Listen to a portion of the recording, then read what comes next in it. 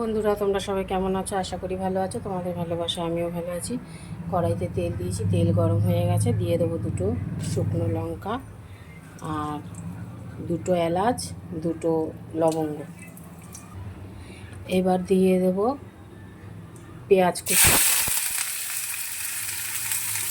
পেঁয়াজ কুচিটা একটু লাল লাল করে ভেজে নিই। এবার দিয়ে দেবো আদা আর রসুন পেস্ট,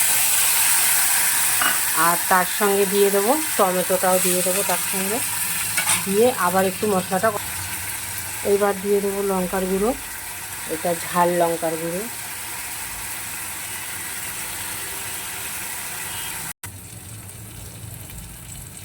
এবার দিয়ে দেবো হলুদ গুঁড়ো আর জিরে ধনের গুঁড়ো। এটা ভাজা আছে বলে তাই আমি আগে দেই না, মশলাটা একটু কষিয়ে নিয়ে তারপরেই দেই, যেহেতু ভাজা। দিয়ে দিলাম লবণ, একটু জল দিয়ে দেবো।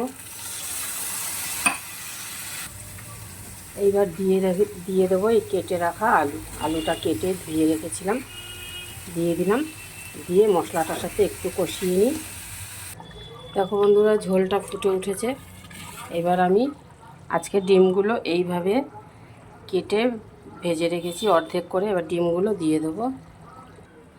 দেখো বন্ধুরা, করে ফেললাম ডিমের মাখা মাখা ঝোল।